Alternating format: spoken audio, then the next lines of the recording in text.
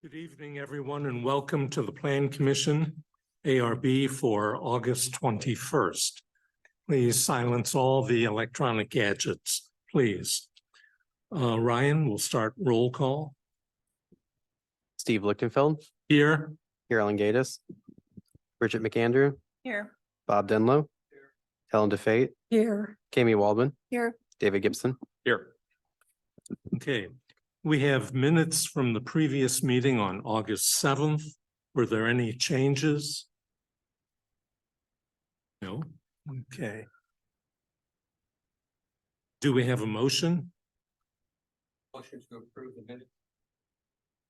Second. All in favor? Aye. Opposed? Okay, thank you. Ryan, is Carolyn on?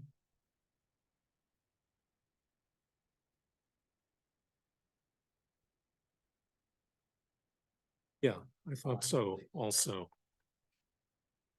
Well, we have a quorum. Okay, we'll move into new business. The first item is 6377 Wydown Boulevard. And is the applicant here? Okay, just stay seated right now. Ryan? Subject property is located on the north side of Wydown Boulevard, just north of the intersection of Wydown and DeMunn. The scope of work consists of front yard alterations, including new retaining walls, new plantings, a new front path, new lighting, and minor regrading.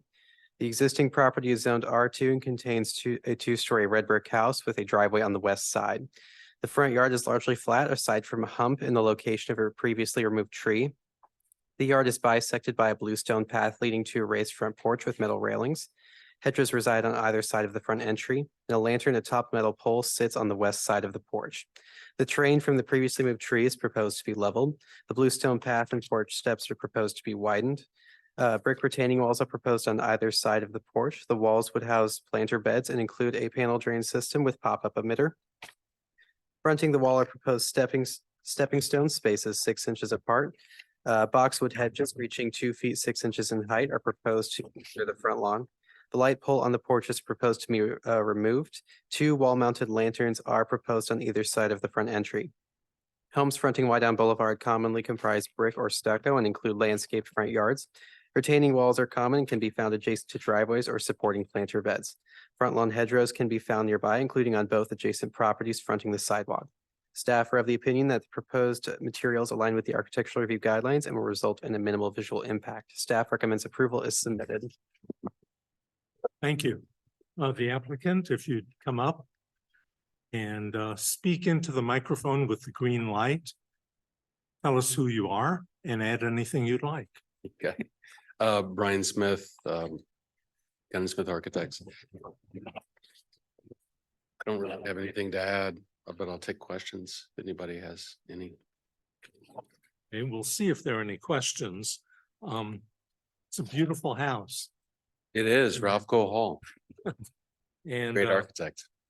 beautiful updated landscaping.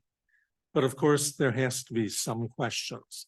The new hedges that will go in the planter box, how high will they get? Will they be above the windowsill height? No, we want to keep them low, below the windowsill. So the windows on the first floor of the house in the front go down to the floor. And so we'd like to keep that hedge, just below or at the sill so that the window height reads nicely.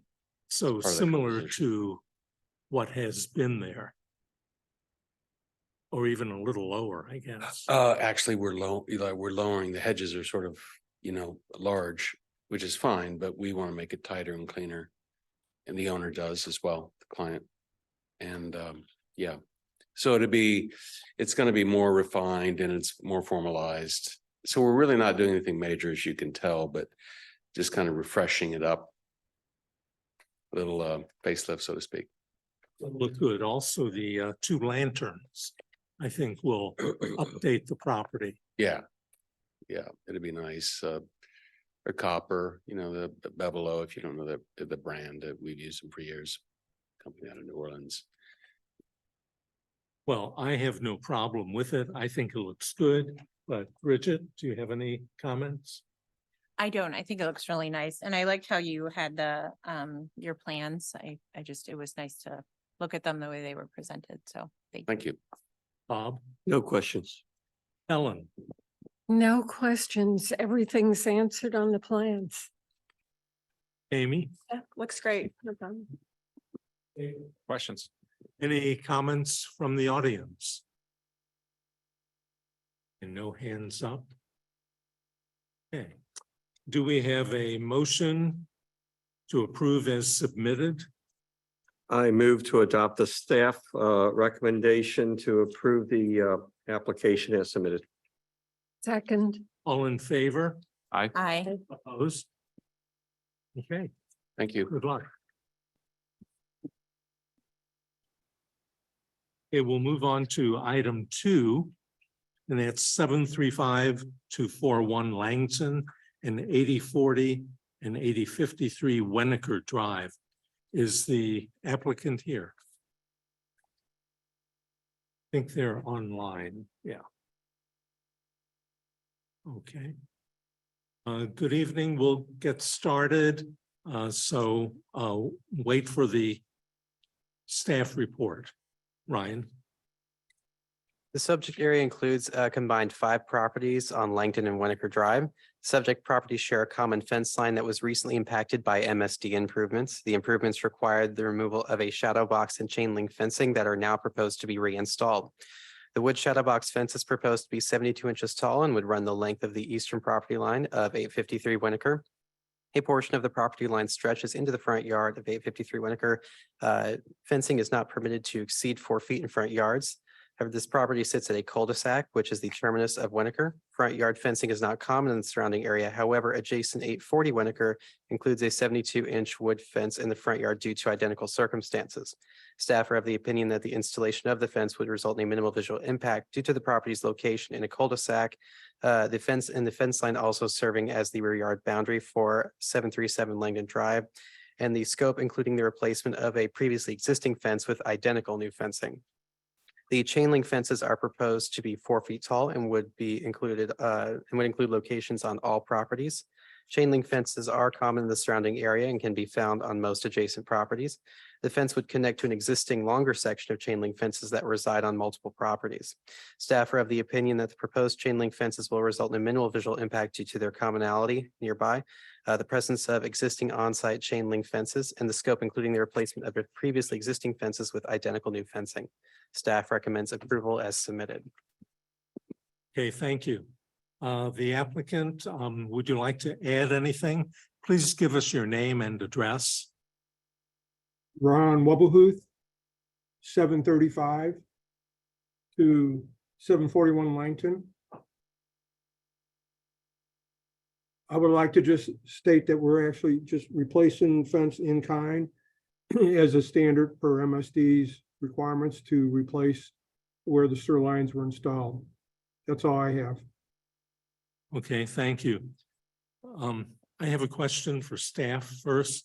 On the drawing that we received, it shows flood areas and flood hazard areas. With the MSD improvement in that area, are these still existing? They haven't changed? Right. There's not been an official process to change any of the flood boundaries as of yet.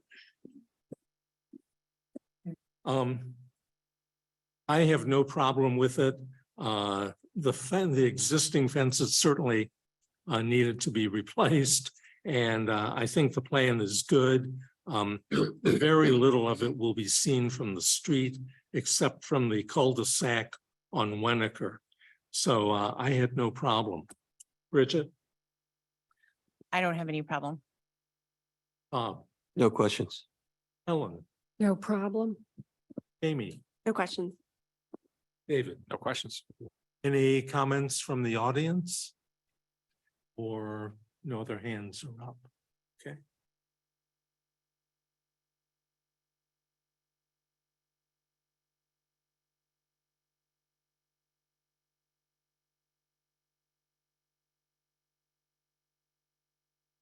Okay, we have a hand up online.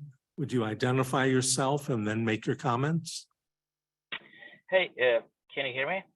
Yes, Okay, my name is Nick Postolacci and I'm the owner of 737 Langton. So I sent you earlier, you guys, an email regarding my concern about the elevation after this MSD construction. So we had the experience a few years ago when some similar work was done for the creek, for the Black Creek, where the gravel kind of elevated and the water started to not flow properly anymore to the creek. So my concern is again, I'm seeing again an elevation which might aggravate the problem we have already. So basically when you have what's happening in the backyard for me and my neighbor, anytime when we have a heavy rain, our backyards are basically flooded with water. It will take time for that water to go away. So my concern is, I understand that the subject for this meeting is the fence, and we discussed to make sure that the fence which will be installed be on the property line, but also I'm concerned about the ground elevation modification after this MSD work. So I'm wondering if you guys have the option to talk with MSD. Since I mentioned my letter, I don't see anything in the drawing which you received by mail related to the elevation of this area. Basically, it's just description of the sewer line, but nothing about the ground elevation. okay, thank you. Of course, we're really only looking at the replacement fences tonight, but I would defer to staff if they have any further information on the MSD. The MSD work is not something that would be reviewed by this board. That was a project that they were doing, but if you would like to contact the planning and development department, we can go over your concerns and look into what we do have control over or what plans we can get for you. I appreciate that. Can you forward the email I sent to you guys to next person who can help us with this concern? Yep, Ms. Yeah, you've spoken with Ryan in our department and he is a great person to follow up with on this item. Okay, thank you very much. Appreciate your collaboration. Thank you. Any further questions? No, I just want to, Mr. Postolache, this is Bridget McAndrew. I did receive your email. I haven't had a chance to respond, but it was, I just wanted to say thank you for it. It was very articulate and complete. And I'm sure that Ryan will follow up with your questions. So thank you for the email. I just wanted to let you know we did receive it and we'll follow up. Thank you. Thank you. Okay, going back to the application for the fences, we have a staff recommendation to approve as submitted. Do we have a motion? I move to approve the staff recommendation approving the applicant's plans as submitted. Second. All in favor? Aye. Opposed? Okay. Thank you, everyone, for that one. And now the next two items are a public hearing. The first one will be on 500 South Brentwood Boulevard. And is the applicant here? Okay, hold on. We will open the public hearing and Ryan. The subject property is located at the southeast corner of the intersection of South Brentwood Boulevard and Roslyn Drive. The property is zoned R5 and is developed with a single-story commercial structure that previously housed a dry cleaner. The applicant is seeking to rezone the subject property to C1. Properties to the north are zoned C1 and contain commercial uses. Properties to the south are developed with three-story multifamily structures and zoned R5. Properties to the east contain single-family homes that are zoned R2, and to the west, across South Brentwood, there is a special development district containing office uses and green space.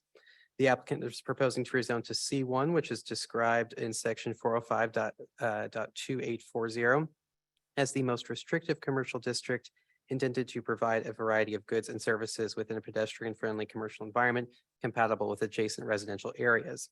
A table of the permitted uses has been provided in the staff report.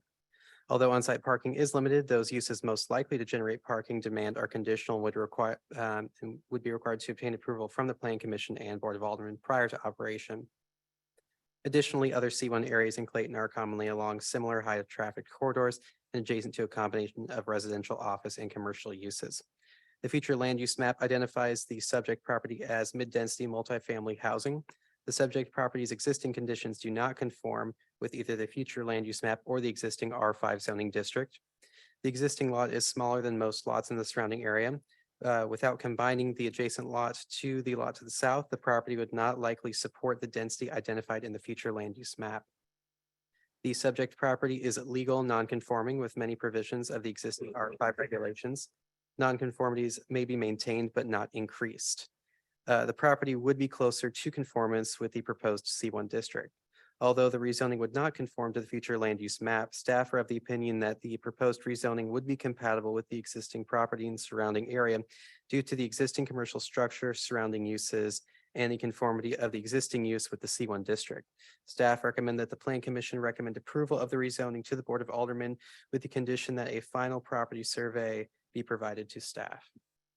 Okay, thank you. Okay, the applicant, come on up, identify yourself and add anything you'd like. Hi, my name is Bob Hagan, and I'll be the person responsible for redeveloping the site. I really don't have much more to add to the what Ryan had to say about the property. It's been a dry cleaners for 60 years. It's been used as commercial use, and we're going to continue. We would like to continue it as a commercial use. So. Okay. I really see no problem with it. It seems like the logical move to make at this point. Have you reviewed the permitted and conditional uses? I believe Yes, I you have. Yes. Okay, so as you go forward, that'll be a guideline for you. I have no problem and certainly support moving it to a C1. Bridget? Do you have any plans for what you might, I mean, like do you think you'll leave the building as is, or do you have any ideas for what you might develop the property into, or? Yeah, we'll be using the existing structure with Okay, some modifications, subject to finding a tenant.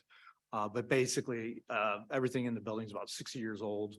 So it's a complete rehab. We're basically using the 4 exterior walls and going from there, so.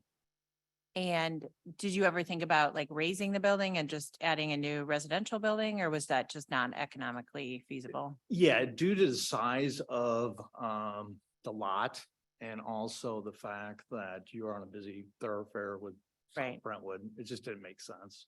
I mean, just because there's, the immediate area, I mean, immediately to the south, there's a residential building, so, I mean, Right. a multifamily. Okay. I don't have any problems with it either. Thank you. Do you know if you have any contamination issues you'll be coming across since it was a cleaners?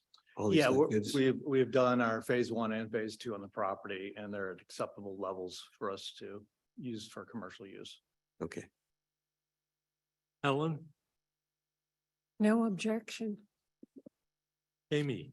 Yeah, no problem. David? I don't have any questions. Okay, any comments from the audience? Okay, if you'd come up and give us your name and address.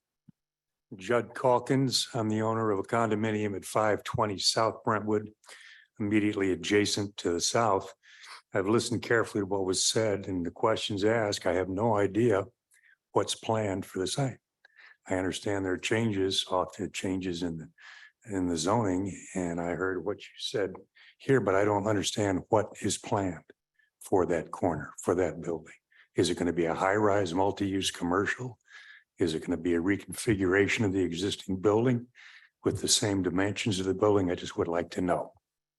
Well, we just heard Mr. Hagan explain that, I didn't understand anything you said about what he's gonna do. well, he didn't give a final use. However, he said it would be commercial and that would fit into the C1 category.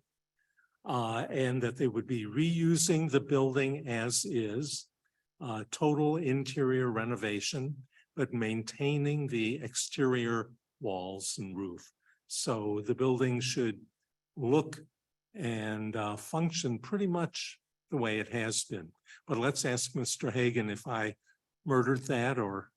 No, you did a really good job there. And in terms of maybe your question is what kind of use we're gonna be doing there? Most likely it'll be an office use, law firm, wealth management.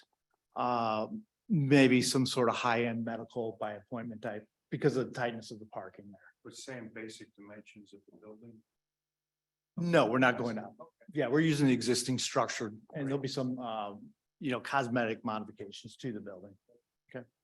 Sir, in that district, it can't, there are height restrictions. So even though we're rezoning it from a residential type district to a commercial one, it can't be above 3 stories. So under this zoning designation, we could not put a high rise there. Any other comments? Hands up. Okay, we have a staff recommendation. Do we have a motion to that? I move to approve the staff recommendation. That is that the staff recommends that the planning commission recommend approval of the rezoning to the Board of Aldermen with the condition that a final property survey is provided to staff. Second, All in favor? Aye. Opposed? Okay. Thank you.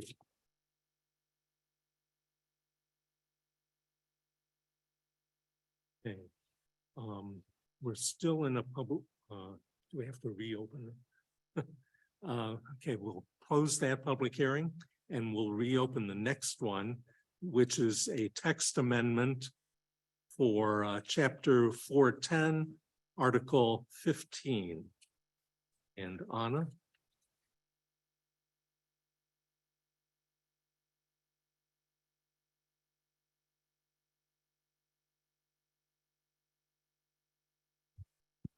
Okay, so this is a text amendment that has a few modifications to our existing entertainment overlay district.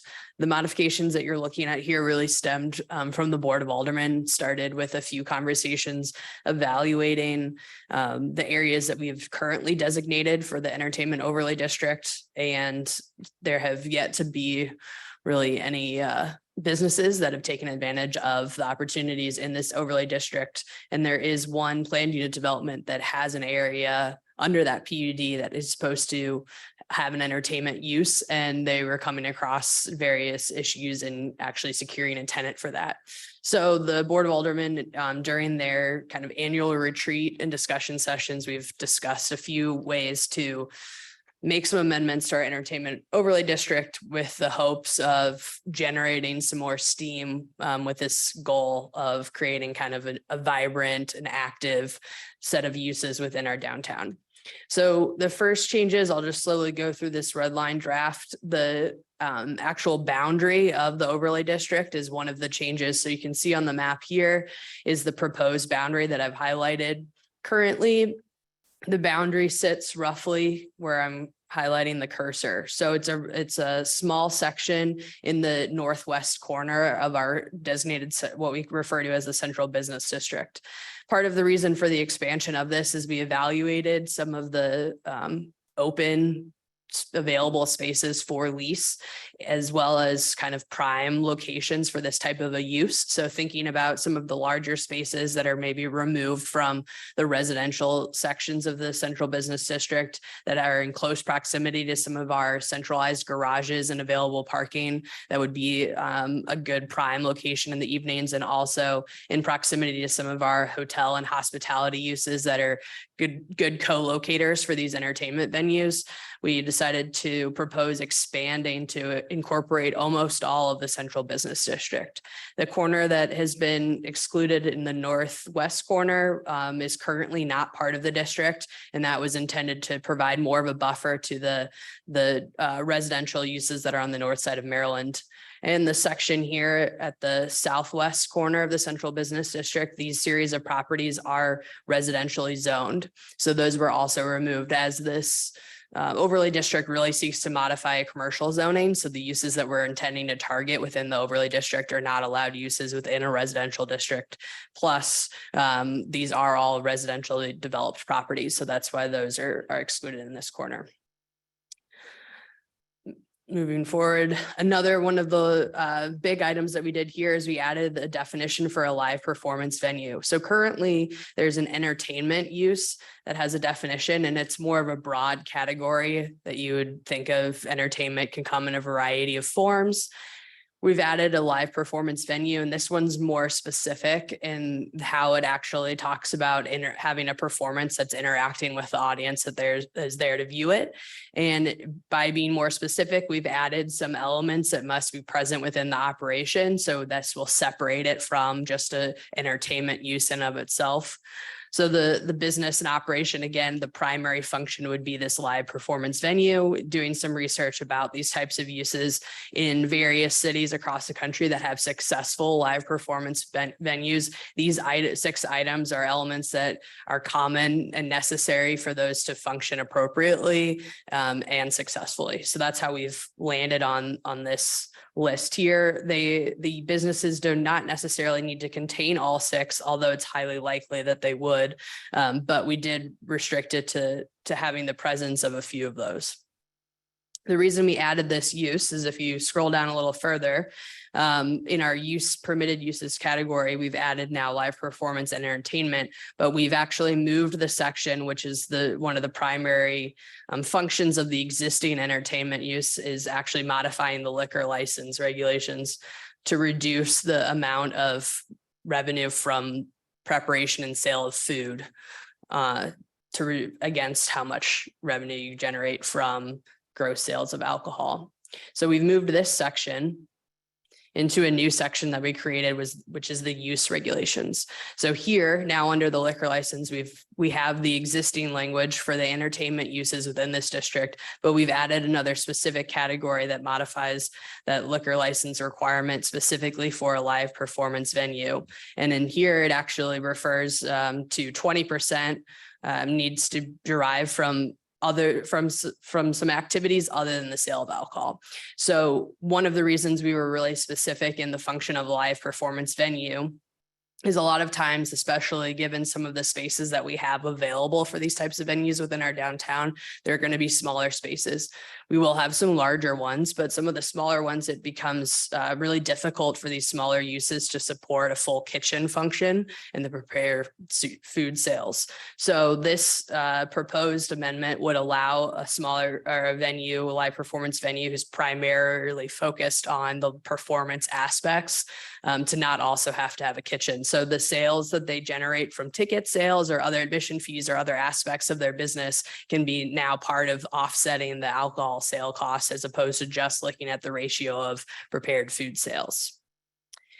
In addition to that, we also have a proposed limit to a maximum of these live performance venue licenses that could be issued within the district. And the goal of this is that it's a newer program. So 12 doesn't impact the number of entertainment venues overall, but it does allow us to have some kind of control as the program grows, and is based on the kind of density in a block format of what our entertainment district is. We also added a section for conditional use permits. So these uses require a conditional use permit the way it's currently set up. Instead of just kind of using the general criteria for a conditional use, we added a couple of specific aspects of this use that we want to see up front as part of that process. So the first one is the noise abatement plan. And this is inherently a potential impact of a live performance venue or an entertainment venue is that there is going to be noise above just general speaker noise that you might hear background music of a restaurant. So identifying up front that we're going to need these sorts of plans to show how they're going to mitigate potential impacts to maybe adjacent tenants or outside of the building itself. And then also an operations plan to have a good idea of how the space will function, given the different types of performances that might happen there. Now, this does not preclude other requirements for us to evaluate for these uses when a conditional use permit for a specific venue comes forward. But these are two that we've identified knowing up front we will want information for. And so we've added them into this code now. And that is the quick summary, and happy to answer any other questions you have. Okay. Great detail, sort of a complex situation, but broken down where we can understand it. I have a couple questions. When we're looking at the map, why are the county government buildings included? I know they are entertaining at times, but I don't think they really fit into our concept. Well, the way that it's in applying an overlay district, it is kind of a best practice to not have donut holes in it. So while I wouldn't assume that the county building is going to add a live performance venue within their police station, for example, it still makes sense to cover the entire district, as that's part of the cohesive environment and area that we have set up. And so if the county were to sell one of their buildings for redevelopment or any of that land, it would make sense to have an option for it to be redeveloped in the same way that we are evaluating all of the other private property development within the area. And so while I don't think they'll take advantage of this, it makes sense still to include their property moving forward. Thank you. When you were talking about the food at 20% or 25%, because in the staff report, I see both 25% and 20% Right. there. Yeah, there's a different provisions. Let me.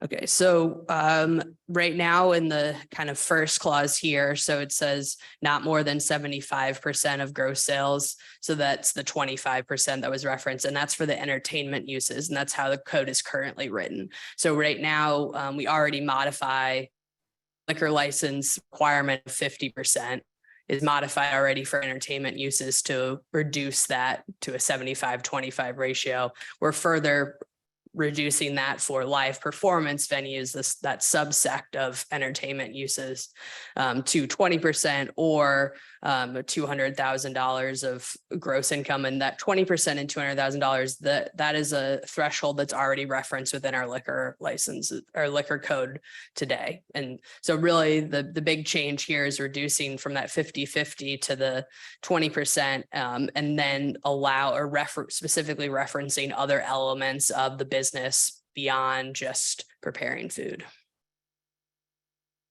Clearer to me now.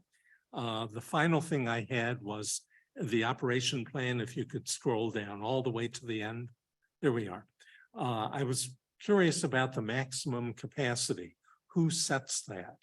Does the city set that, or will the operators set it? Well, there's going to be some maximum capacity set by our building codes and safety codes. So there's a fire capacity and maximum capacity based on the occupancy load and the exits that are provided from different venues. So this does not modify that, but we want to have an idea not only of what the code says they can do from a capacity standpoint, but how it will function from the business operator standpoint. So this is looking a little bit more at not necessarily in the case of an emergency, but in an everyday function. How do you anticipate using the site in the space? Is it going to be a table layout? Is it a standing area? Is it both, depending on the type of show? What's the flexibility? So we want to have those outlined as opposed to just the capacity based on our safety codes. Well, I think it's a great change. I would commend the Board of Aldermen for instituting that. I think it's something maybe we should have looked at initially several years ago. That's all. of my questions. Sorry about that. Bridget?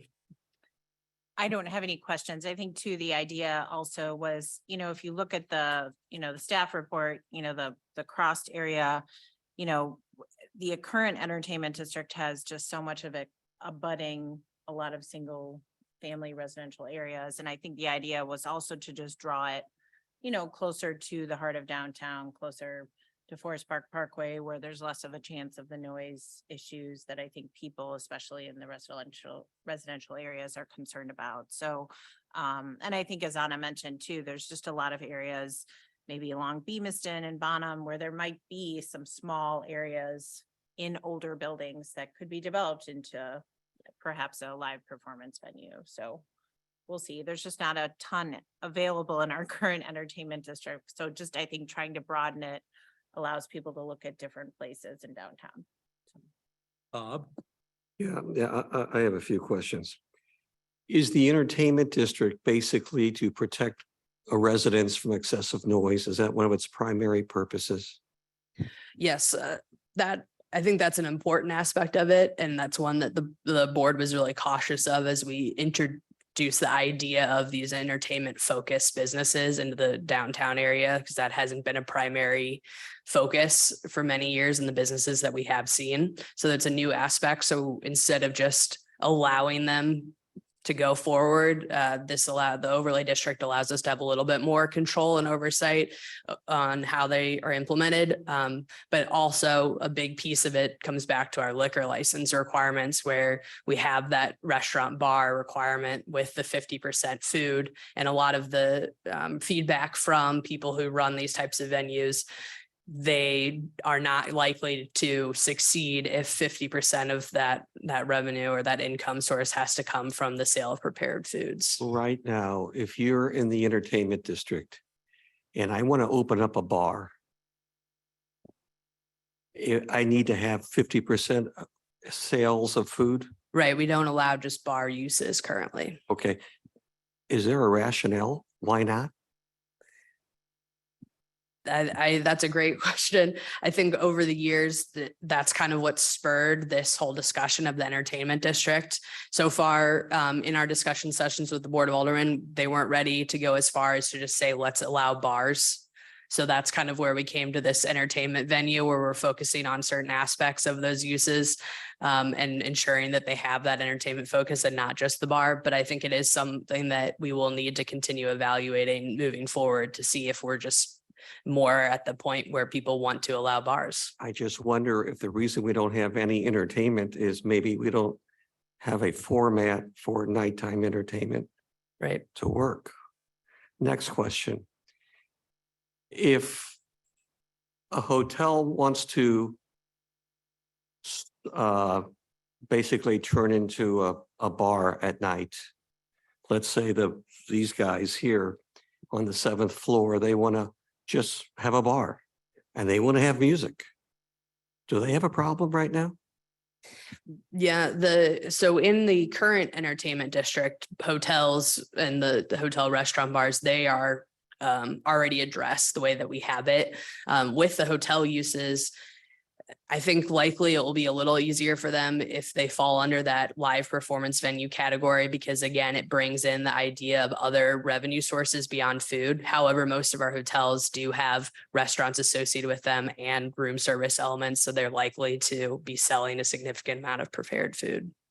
So if you have live music, all I need to do is do 20% food. But if I don't have live music, then I need 50% food. Is that what we're Right. You would deciding? need live music that met some of these specific live performance venue criteria, but that would allow you to be eligible under a conditional use permit for this specific use, rather than a restaurant that might have a live performance once a week that's outside of the entertainment district. And if that little park we're making next to the library, is that part of the entertainment district in that park? No, that's north of Maryland, so it's So outside. can Clayton hire a folk singer to go in at night and put an ice cream truck right outside that place at night? I think the answer is no. I would have to look at some of our other code provisions on that. It just seems to me we're trying to bring life back to Clayton, and all we're doing is putting another set of regulations that just are regulations for the sake of regulations, more or less. I'm afraid. I have problems with it. Well, Does but it- I would just say, Bob, like, this provides for an entertainment venue. So I don't know what, I guess I'm just curious what your problem. If we made an entertainment venue basically a conditional use, so they come in, but we don't have all these crazy requirements, 50% food, 20% food. If it's entertainment and it's compatible with Clayton, really, general guidelines with a conditional use, that would make a lot more sense to me. That's all I'm saying. I guess I just think that that is what this is saying, but Okay, I hear you. I just think we need to tear up some of the paper and ask, why have we not succeeded?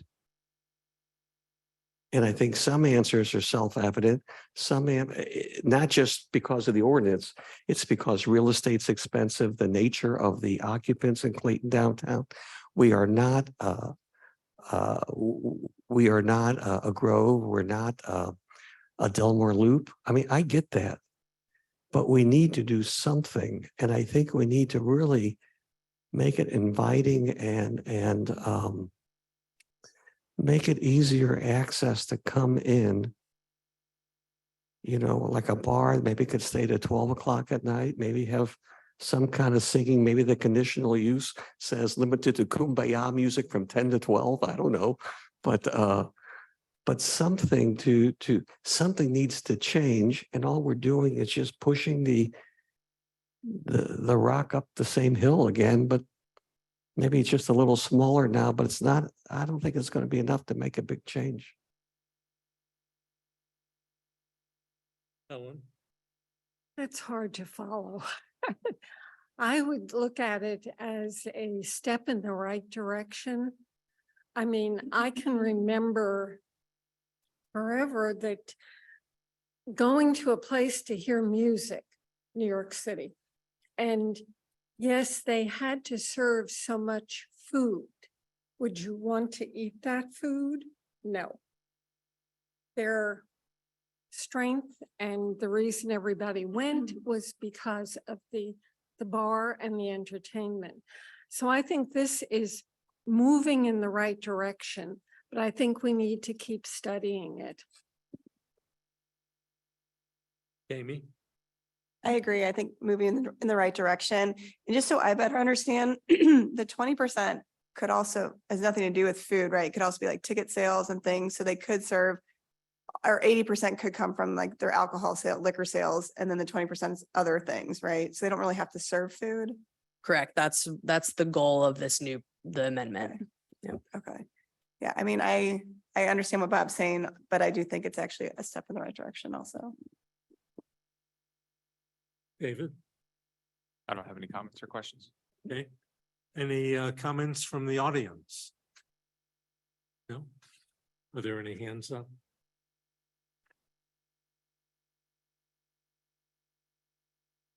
I can't see it yet.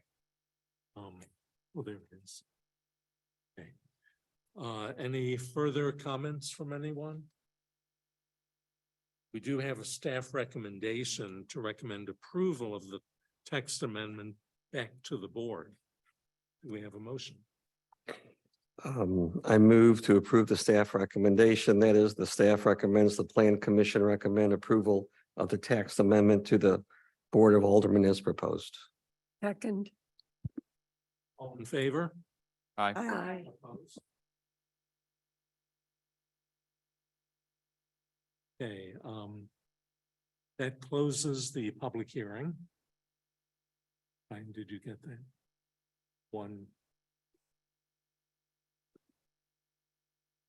Okay. We can go on to old business now. And we have 5 items at 7814 Forsyth and the surrounding Central Avenue addresses. but the first three are not public hearings. But Ryan, I think you'll start out with a review that will cover everything. The project was discussed at the previous meeting on August 7th and continued to today's meeting. No new plans were submitted prior to this meeting. The project consists of the demolition of all structures on the subject properties, the rezoning of the 5 lots to PUD, the consolidation of the 5 lots, and the construction of a mixed-use commercial development on the site. Proposed development would reach 20 stories, contain 245 hotel rooms, a ground floor restaurant with outdoor dining, 7th floor bar and terrace, ballroom space, a ground level jazz club, and attached 235 space garage. An updated staff report has been provided with updates included in bold text. A revised parking study completed since the last meeting recommended a minimum of 245 spaces, 10 spaces more than proposed. The applicant has stated that an agreement has been established with the owner of an adjacent office building to access 10 parking spaces for employees or valet use. Additionally, the PUD requires approximately 15 bicycle racks. The plan proposes 5 bicycle racks adjacent to the entrance on South Central Avenue. The majority of the required parking for this development is to support a hotel use.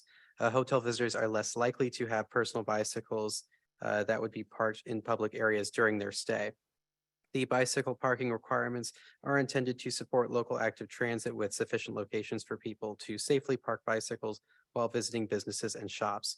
Removing the hotel parking demand from the bicycle parking analysis results in a requirement for 6 bicycle racks. Staff are of the opinion that the 6 bicycle racks are appropriate for the proposed development. The additional required rack may be located adjacent to the other proposed racks or a secondary location in proximity to the site, including within the city standard streetscape.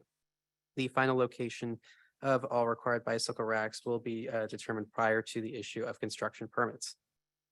The proposed downtown project will provide a desired mixed-use development at a prominent corner in downtown. The development aligns with the vision for the downtown master plan and includes a variety of uses that will help generate visitors and pedestrian traffic throughout the day. The development is providing several public benefits outlined in Table 2 in the staff report. Staff are of the opinion that the proposed plan conforms to the requirements of a PUD and provides an appropriate number of public benefits. Staff recommends that this board recommend conditional approval of to the Board of Aldermen with a full list of conditions identified in the relevant staff reports. Okay, thank you. The first item is the mixed use site plan review, and would the applicant like to come up and address that? Good evening, Steve Method, Midas Developments. No further comments to add to this, but happy to answer questions from you. Okay. Well, we did go over it pretty in depth We 2 did. weeks ago. I had no problem with the site plan. At this point, you heard my comments about some of the structure and the loading dock. But I think we moved beyond that last time. But let's go around. Bridget, site plan. No, I don't have any comments on the site plan. Okay. Bob, I assume where we left off, the back part of the garage is still open? well, that would be under That's on architectural review. architecture. I have no questions. Ellen, Yes, I do have a question. Where are you putting the EV chargers? Inside the garage. Okay. That's it. Jamie, No questions. David, Questions on the site plan?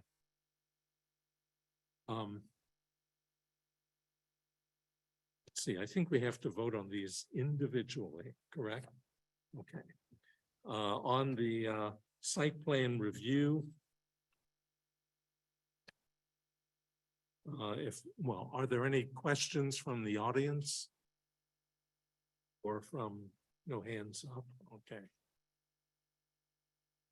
Do we have a motion to approve the site plan as shown and discussed? I hereby move to approve the staff recommendation that includes conditions 1 through 6 on their site plan report. No, 1 through 9, I take it back. Second, All in favor? I, Opposed? Okay. Gotten through that. The next item is the architectural review. And Steve, do you have any further comments, or your architect? I do not. No one else want to speak anything? Okay. I think we went over this last time. I felt comfortable. We looked at everything, but I think, Bob, you may want to talk again about the garage. But Bridget, first, did you have any comment on the architectural? I do not. Okay, Bob. First of all, I want to say, overall, it's a good plan. You know, I think you guys have worked really hard. I just, this young lady gave me the idea of pursue the back of the garage. I know you were talking, the economics only go so far. Was your conclusion? Are you still at the point where the back of the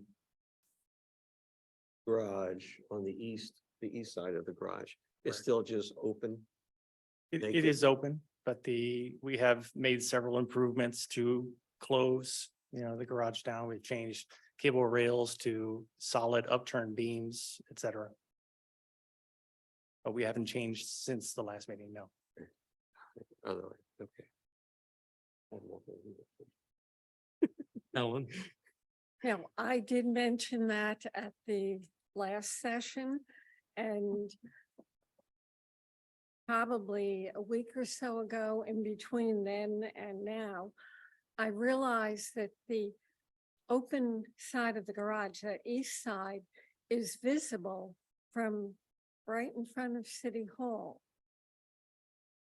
So at the previous meeting, I noted that it was visible as you walk north along Bemiston from Carondelet.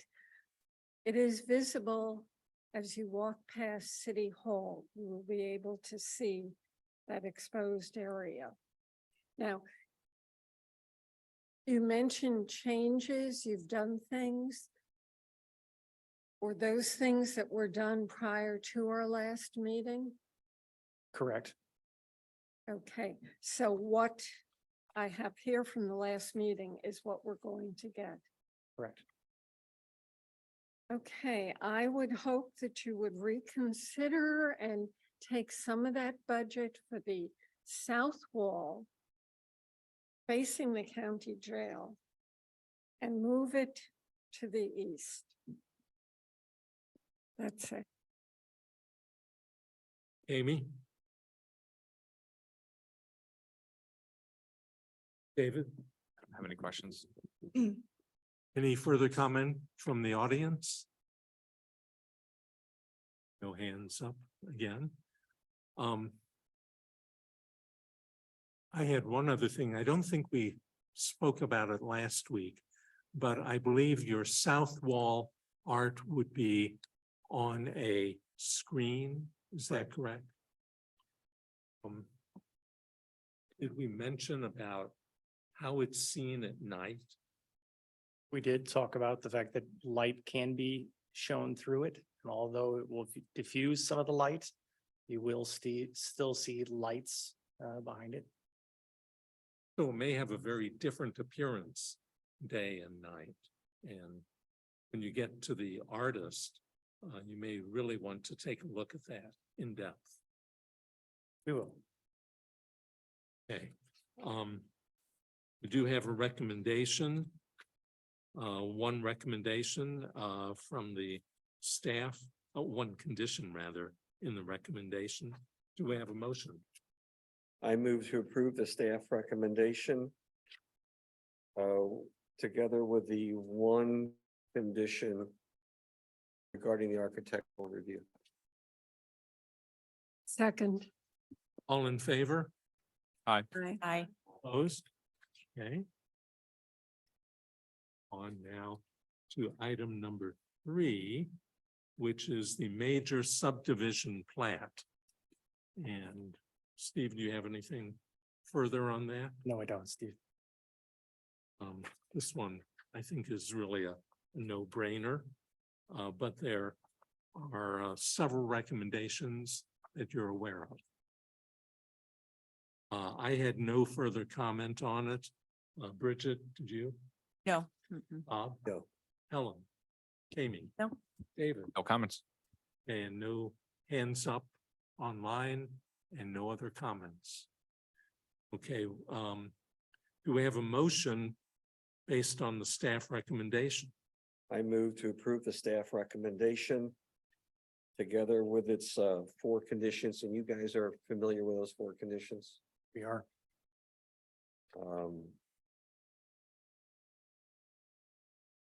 Which deals with the consolidation plan. Second. All in favor? Aye. Opposed? Okay. Now we'll move into two items that are in public hearings. And the first one will be 7814 on the rezoning. Mr. Chairman, you'll actually vote on these together because the rezoning to a PUD is based on this particular planned unit development. Thank you. We'll open the public hearing, and Steve or anyone else, any comment on the rezoning in the PUD?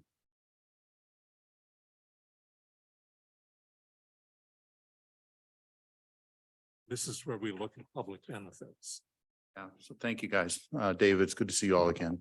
I don't know if this is the right place to talk about this, but I wanted to so I'm just gonna bring it up. Okay, so the parking, and Anna and I have talked about this ad nauseum, is that we are based on the code and based on the research from you guys, that we are 10 parking spots short, right, in our garage. And my contention, and having talked to CBB in the past before we did the residence in, I mean, the basic concept is really the onus is on the developer to make sure that he has enough parking, right? And that the developer knows best as to how many parking spots he needs. And surely if I don't have enough parking, it affects my business, right? So if I don't have enough parking, I'm going to go get more parking. I would just ask that we not be required to go get 10 additional spots if we don't need it. I just went through this with the residents in, and I ended up purchasing more parking than I need in the garage behind me that I'm never going to use. And I know 3 years from now, when I get ready to get my CO, I'm going to be asked for a contract saying that I have 10 parking spots somewhere else. And I would just rather not have to require that, unless if demand dictates, absolutely, we will add the parking. But I'd hate today, because I know I'm not going to need it. My residence in down the street, I've got good tracking. And if we're full with 170 rooms sold, well, 50 or 60% of those people are driving, right? So it's really, people don't drive to hotels like they used to. It's Uber, it's Lyft, it's, cabs or whatever, or other people driving them. So I just don't want to be required, because I know if it's in there, it's, it's going to come up 3 years from now. I know it, right? And so I want to make sure that if I'd rather not even be in there, because it's gonna come up and I don't need it, if that makes sense. But, and I'm just hypothetically, just because, the Residence Inn isn't gonna have a big entertainment venue. I mean, it doesn't have a big entertainment venue at the bottom. So are you concerned at all, given the fact that people who are perhaps traveling to see entertainment are gonna park in the garage? Yeah, I mean, there's plenty of parking around us, right? And people, and typically in entertainment venues, they'll find parking on the street or our neighbor's garage or whatever. There's not a lot of street parking. Right, down but there, though. they'll find parking, right? And today there's a big surface lot behind us. Who knows 10 years from now if that'll be there, right? But I just would ask that we not be required, we had this conversation about building more parking, and don't it doesn't make sense to build something infrastructure that we don't need, or have to pay for something that's unnecessary. To Bob's point earlier, that's just making it harder to do business here. So I don't want you to build more parking, but Right. I don't know if maybe Anna and David are.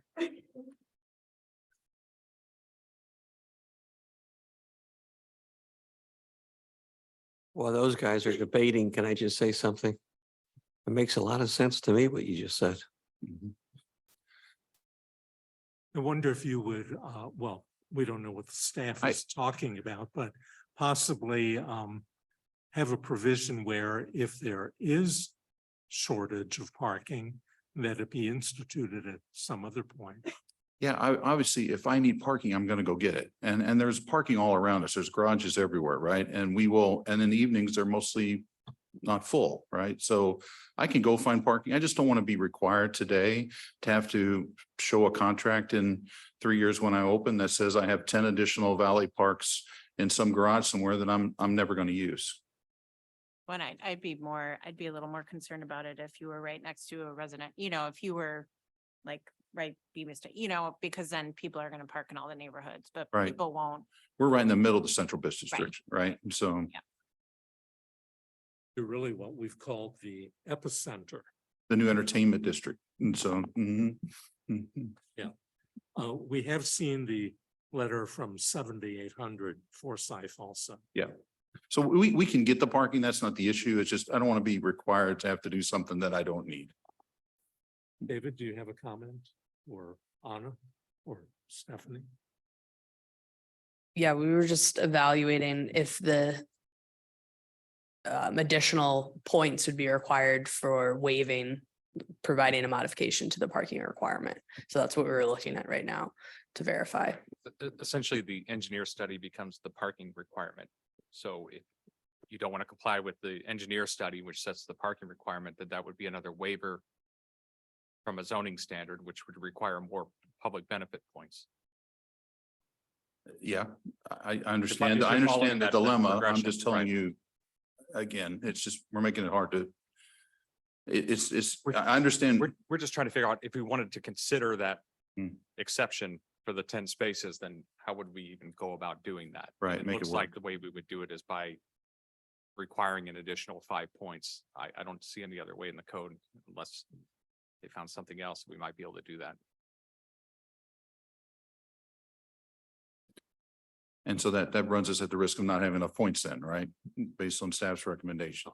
Potentially, I'm trying to remember how many points we ended up with after we discussed it last meeting. 3 more points to give. Oh, so, Right, and then as far as the plan commission goes. Yeah, that number of points. I don't know what the points were last.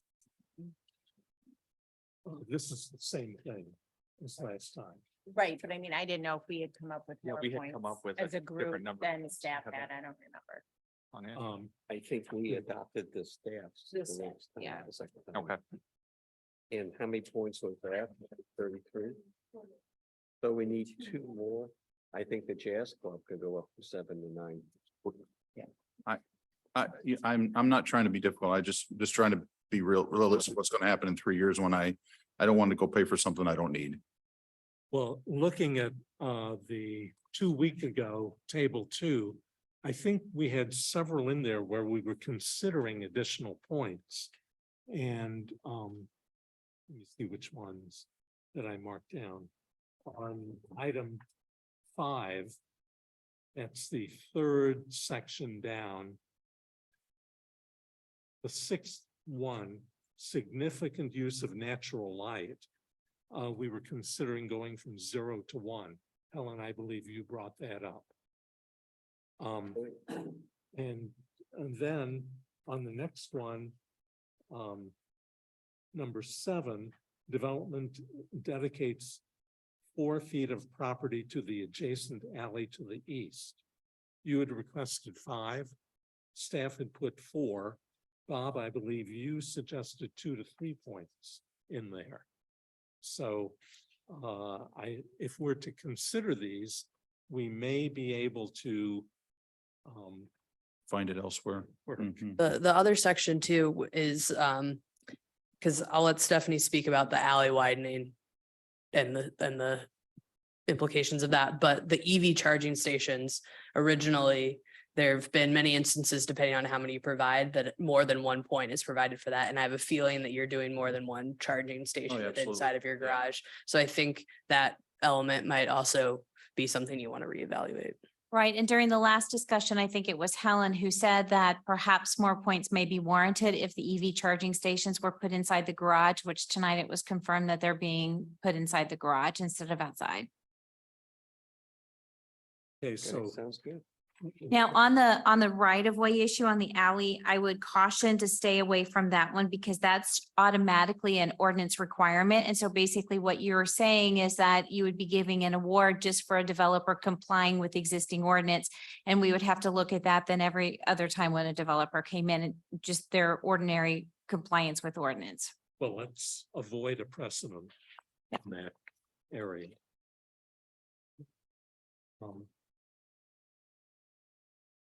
So, And we'll have 6 or 8 EV chargers in here, right? I mean, so if there really is Right. a point for, Yeah, that previously, multiple developments have been, the EV charging section by the Board of Aldermen has been moved from just the 1 point category to the Board of Aldermen discretion category. And they've awarded 4 to 5 points. And I can't remember off the top of my head exactly how many chargers there were for that, but I believe there were at least 4 chargers associated with that 4 points, but I can verify that now. so with those, if it is 4, it looks like we're getting to the 35 total Yeah. pretty easily. Mhm. I appreciate that. Anna, and then for the, I know, again, I know that our practice is only to award 3 points for the art, but in this case, we've got a mural on one side, some art on the back end of the garage, and there also sounds like there's gonna be an art piece at the corner hanging. So I mean, so it's more than just one statement piece. So I'm just kind of. That's correct. So perhaps at the Board of Alderman level, can we? You up can. those The other points? thing too with that is typically awarded 3. They've provided, even at the previous meeting, they provided a lot more context to the direction they were going with their artwork. And the way that the recommended requirement is written right now is that it allows the Board of Aldermen to verify that they feel the end result of art matches the points that they have granted. So if based on the scope of the art pieces, the sizes, the number for this development, if you feel that it actually is worth more than 3 points, there is still that piece that it would come back to the Board of Aldermen once they actually have selected the artist and go through the Public Art Advisory Committee to verify that it would be the value of maybe a 4 or 5 or however many points you feel that this scope is worth. So then we have at least 2 items that will be decided at the Board of Aldermen. Right. I think it would be helpful for staff and for the Board of Aldermen if you recommended a number tonight for those 2 items, but it will be pieces that when we follow up with the staff reports for the Board of Aldermen to review, we can provide more context to them on those elements. And then ultimately they'll be able to determine what they feel the point value is for all of the categories. Does staff feel that we need to review each line item Yes. tonight? Oh, no, I don't think we need to review each line item tonight. Just if there are line items that you would like to change. So if you want to change the EV, if you want to change the jazz club or the art piece, then we'll just identify those. But I don't think we need to go over every item. We did that the last meeting. I think those are all good ones to modify. I would also say that significant use of natural light should go up 1 point.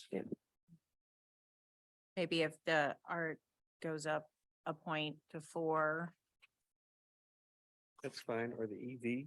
and the EVs. go All up. we need are 2 points, I thought. Correct. Natural light, EVs, 1 and 1. Think we're there. I think that instead of trying to say we need 1 point or we need 2 points, we should evaluate these for the weight of what you feel the aspects of the project are worth. And so if you feel that the EV charging stations based on the number that he is providing is worth 4 points, then we should go with 4, not just 1, because that's all they need. And same with the art piece. So I think the 4 for the EV is good, and the art piece, I forgot where we were. We had 3 last time, but we were going with 4 this time, I believe. I would be comfortable with that. And then I don't know, but I do think Helen, if you think like a point for the natural light, is worth considering, so. That's That's good. 5 addition. Yeah. So +5 -5. All right. So you still have a buffer of 3 roughly going into the Board of Alderman Yeah, meetings. understood. All right, thank you very much. I appreciate it. So that'll get removed then, that number 8 or whatever it is, or is that what happens or? Correct. Yeah, Right. we'll revise, well, you'll make the motion, but you can make a motion with removing that number condition in your Yes. motion. Okay, Thank you very much. I appreciate it. thank you. Any, So we'll modify the table to add this as a waiver request, and then we'll modify the points table, but in your motion, if you could address this, the staff recommendation as well. okay, okay, so we have the required code alternatives. We had 5, 4 in there. Right, Correct, yes. okay. And the public benefits. Did we cover everything in the rezoning and the PUD? Where do we lose 5 here? Or did I leave something in? No, No, I think we've gone through it all. we went through them all line by line at the Right, previous last meeting. time, so. Which is. The other thing, Steve and David, we do have the several items under the staff recommendation that I'm sure you're aware of. It hasn't really changed. Mr. Chair, if I could, on number 9, which is the condition relative to a jazz club there, we don't have any kind of time frame on that jazz club actually getting an occupancy permit relative to the hotel. So we do have this requirement somewhere else, but it's really open-ended. We just say you have to have an entertainment use, but there's no time frame associated with it. So I didn't know what the feeling of the plan commission would be as far as having a requirement that within 6 months of occupancy of the hotel, that the jazz club get an occupancy permit, something like that, to actually have a finite amount of time for them to put that use in. I don't know if that's something we want to consider or not, but just to have that protection. I think the protection is good, so it isn't open-ended. I don't know whether it should be 6 months or 12 months. Other comments? That's not something I've discussed with the developer either, so I don't know what their thoughts would be on that. But rather than just saying a jazz club at some point. So 6 months would be pretty quick, I think. It's just being honest. Because I can see that area being used for staging and stuff to get the rest of the building open. It's going to be the last thing that gets an occupancy. And there's going to be quite a bit of work to happen down there to make it a club, right? So, I mean, I prefer not to have a date, at all. But if there has to be a date, if it was a year out, I think that would be fair. Comments? Yeah, and I know that you addressed this last time, but you're hoping to find a third party to run it. And if not, then you guys will, Right. you'll be down there I'm gonna be down there making drinks, asking for Yeah. tickets. taking tickets at the door. And so, because it can be 20% now of my ticket sales at the front door, right? That's what I heard. And so, Can I ask this, though? I really hope you succeed with this, me too. but I'm just thinking, let's say 3 years from now, the numbers just don't work for whatever reason. Tell me what you see then. Well, And what is Clayton's duty at that point? If any? I think technically I opened a club, so I fulfilled my requirement, right? So I don't know that. But I mean, I think the nice thing about it is it will be designed as a club, right? I mean, that will be its highest and best use after we build this thing the first time. So it will end up being a club. I don't think there's any doubt about it. It won't, it just will be hard to convert it to something else. Because there's not going to be a big kitchen down there. There's not going to be, there's no real windows. It's going to feel like a nightclub. Anna, what are your comments on this? Well, I think that is one of the big pieces that we've heard is kind of a barrier to entry for some of the other potential tenants. This will be designed for that purpose from the beginning as opposed to trying to retrofit it, which can be expensive for that type of a use. But it will be in here as a requirement of an entertainment use. Obviously, with any other zoning district, things change and new uses appear over time and other uses there that might be more of a trend go away. And there's always the opportunity to amend the PUD ordinance the same way that we might amend a zoning code to allow for different uses if we needed to. Does the PUD code, that approval that we will be giving, does it restrict that jazz club use to an entertainment venue? With the proposed recommendation from staff, that would be a condition, is that they maintain an entertainment venue there. So if you would come back and, let's say 10 years, okay? And you say,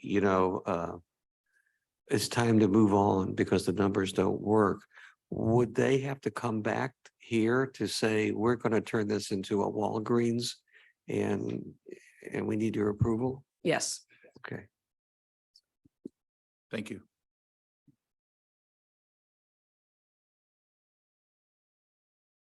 Any other comments? And David, from your suggestion, are you suggesting that we do mark that in and say 1 We year? or- modify that condition, that would now be condition number 8. Add the 12-month limitation on there, or Would be- 12-month requirement 12 months from like the from occupancy. occupancy of the hotel. And wouldn't that be number 9? Oh, number 8 will go away. Oh, I Number see. 8 will become a Yeah. requirement in the zoning table. Right. Okay. Well, we're going to, in essence, delete number 8. Number 8 will be deleted. Deleted, okay. Number 9 will become number 8. And then we'll add the within 12 months language on that. Within 12 months of the hotel occupancy. 12 months to open up. Correct. They have 12 months after the occupancy permits issued for the hotel to open the entertainment use.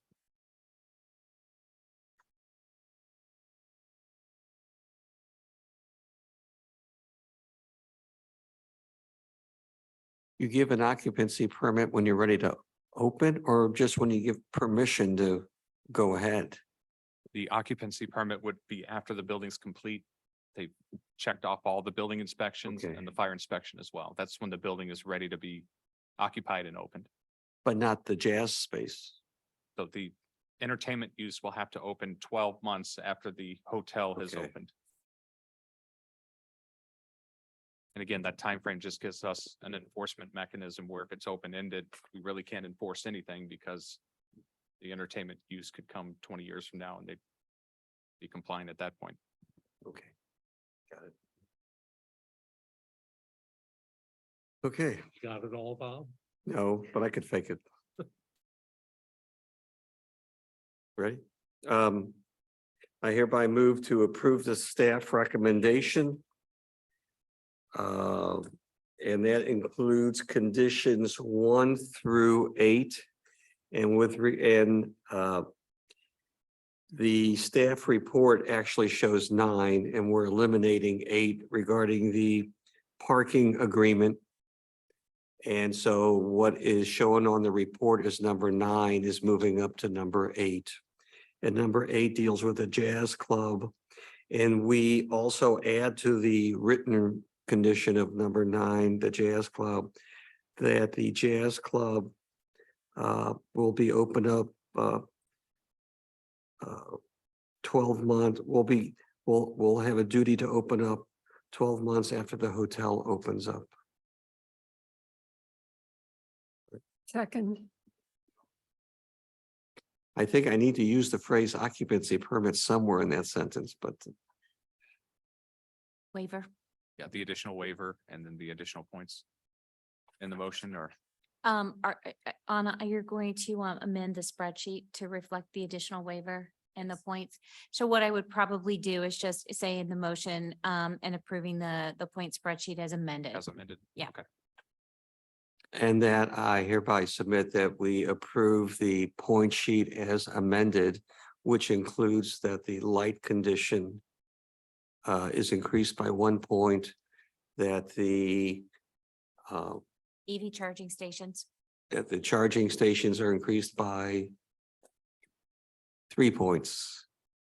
And I believe there's, The artwork was changed. by and the addition of art, 1 point. the art line item is increased by another 1 point. Second. All in favor? Opposed? Smart. We got through it. So we can close the public hearing and say congratulations. What is the next step that we will see after you get through the Board of Aldermen?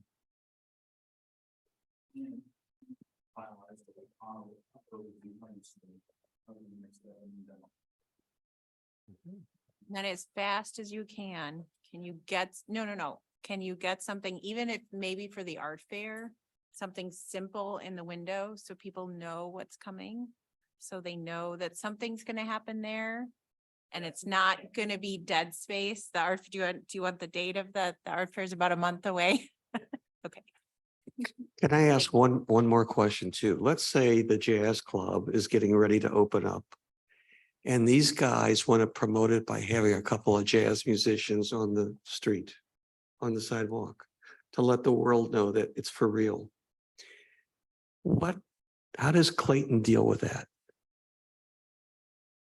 I'm thinking, I'm going back to the entertainment district concept. Are you thinking more of like buskers or are you just somebody singing outside at outdoor dining? No, let's say they bring like a 3-piece band and they want to kind of perform maybe on the corner, which has the most visibility. We have options that could accommodate those types of special events or activities. We have some noise and hour regulations that would apply and through permitting, so it could be addressed. Okay. Thank you.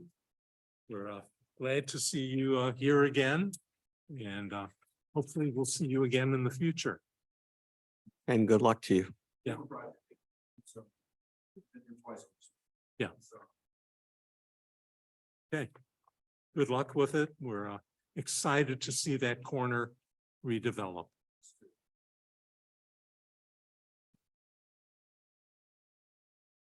Okay, well, we've come to the end. And Kami, any further comments? Nothing further. Helen, Nothing further. Bob? Nothing further, but I just came back from Bentonville. Oh, fabulous place. Fabulous. I recommend that we send the staff down there to show what a town center, how it operates, and ice cream trucks and entertainment and walking trails with public art just blew me away.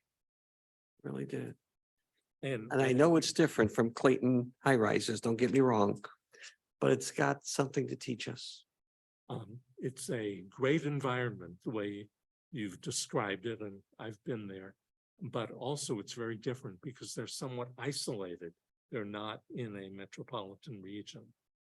Absolutely true. I mean, but in terms of walking out your hotel and you see a lot of movement, a lot of activity at night, it just is a terrific feeling. That's all. Bridget? Sam Walton to his descendants to provide us with a little bit. No, I don't have anything else. David, Nothing else tonight? Brian, any update on the next meeting? Pretty standard, nothing too crazy. Okay, oh, the norm. Anna, No updates. Stephanie. Thank you for your help, and we'll be back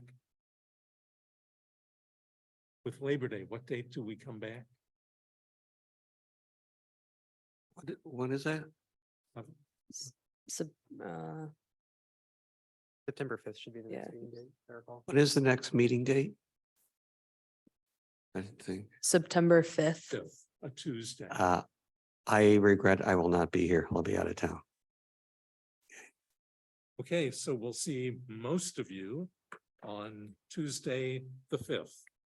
Okay, we're adjourned. Forgot, I do have one item. The dashboard is online on Engage Clayton from our consultants for the comprehensive plan. So if you are interested in exploring some data, there's a bunch on there. It does not include some of our foot traffic data and other like cell phone generated data, because the contract with the company they source that data from, they can't include it in this sort of dashboard, but it will be part of our report and our analysis. So that's why if you look at the dashboard, you won't see some of the elements that have been presented by the consultants during other presentations.